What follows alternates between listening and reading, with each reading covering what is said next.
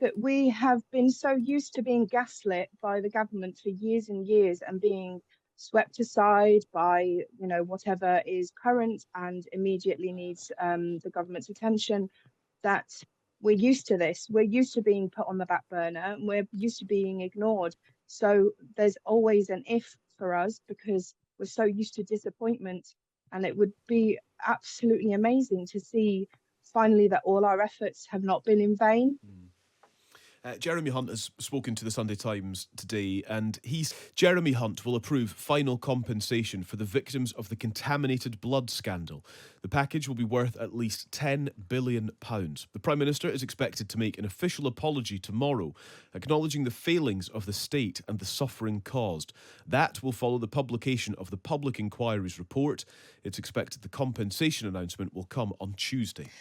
Mike Dorricott was 46 and the father of 2 children when doctors told him his liver cancer was terminal and he only had months to live.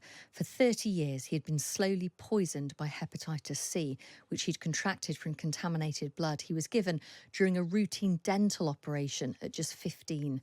Mike became a friend of both Jeremy Hunt, the Chancellor, and the Sunday Times political editor, Caroline Wheeler. Well, Mike's daughter, Sarah Dorricot, is with us this morning. Well, I don't know what your take on this would be. Does this feel like this is the conclusion of years of campaigning, of years of difficulty for families like yours and for victims who are still living? Does this feel like Jeremy Hunt has, in his words, sorted this?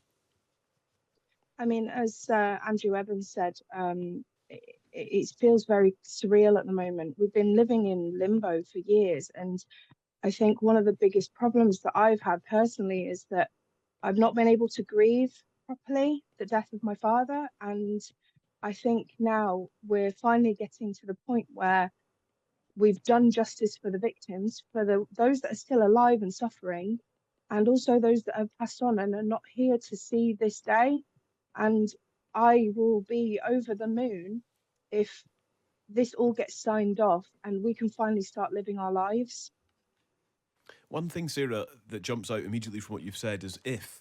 And actually, there has been this sort of undercurrent in our coverage this morning, speaking to you just now, speaking to Andrew a little while ago, even speaking to Caroline Wheeler, who we heard from the first thing this morning, that actually there's still a slight nervousness and anxiety about whether all of this will get over the finish line.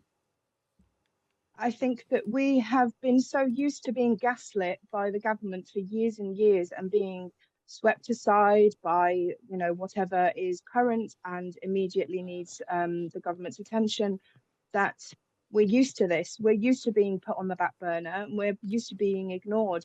So there's always an if for us because we're so used to disappointment. And it would be absolutely amazing to see finally that all our efforts have not been in vain. Jeremy Hunt has spoken to the Sunday Times today, and he said what is announced by the government will be thanks to Mike more than anyone else, and it's one of the saddest things that he's not around to see it. How do you reflect on that? I mean, honestly, hearing Jeremy Hunt say that has shattered me. I've been crying a lot the last couple of days, and I am very grateful that my dad's amazing character had such an impact. And even now, beyond his death, he's still moving mountains and making a difference. How do you remember your dad? Very stoic and no fuss, no frills, straight to the point. But he was so lovely. Anybody could talk to him. He'd strike up conversations in the queue at the post office with anybody. He was a very lovely, caring man. Unfortunately, a lot of the victims have been affected negatively by the treatments that they've been through to treat the hepatitis C. But he took it in his stride, and he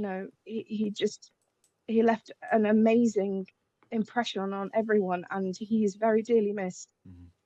It's amazing to hear you say that, Sarah, because when we read and hear the details of what happened to people like your dad, it is utterly terrifying that they became victims through no fault of their own, through poor and bad and treatment in this case. And I just wonder how he kind of came to terms with that, how he dealt with that, given the absolutely horrifying injustice that was dealt him and thousands upon thousands of others. Every negative thing that happened to him medically, and there was a lot. He was in and out of hospital for years and years. And from what I could see, as my father, he might have hidden it a lot from his daughters, but he took it in his stride, and he was always optimistic and hopeful that there would be the next treatment, there would be something to cure him eventually. And even when he was given his terminal diagnosis, he was emailing consultants, trying to see if there was ways around it, if there were other options, and even to the last minute, he was hopeful that it would be okay. And I commend him for his strength. He was a wonderful man. Yeah. It's just amazing to hear. Absolutely amazing. Just on a couple of the other details that we're reporting this morning then, Sarah. This is obviously the conclusion of the inquiry. Do you feel like the public inquiry has served you well? Yes, my family and I gave evidence, oral evidence, in the inquiry, and it was a very, very emotional experience. And the inquiry was just fantastic in giving us support emotionally, and I cannot commend them enough. They were fantastic, and I've got every hope that Sir Brian will expose the wrongs that was done. And he seems to be a very compassionate man. Watching others give evidence, he obviously is very deeply moved by some of the absolutely devastating things that have happened to people. And I've got every hope that this is going to be reflected in the final report. How important will it be for you to hear, as reported, that Rishi Sunak will issue something of an apology in the coming days? I think it's important for all victims that a completely sincere and fully comprehensive apology is given to all the wrongs that have been done, because it's not just here and now. This is decades of pain and being swept under the carpet, and it's absolutely vital that a sincere apology comes from the government. And I'm not just talking about the current government, I'm talking about all parties as well. £10 billion is reportedly the minimum amount of total compensation that will be paid. I mean, that sounds like a huge number. Many will sort of pay attention to that as being a huge number.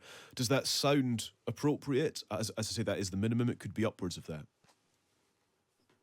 I don't know what the actual number of people that would be eligible. We're obviously still in the dark about whatever framework would look like. It is obviously a substantial amount, and I really hope that all victims are treated completely fairly and nobody is left any worse off than they currently are in regards to any ongoing payments from support schemes. I just think that this compensation could go a long way to hopefully giving justice and closure to a lot of victims.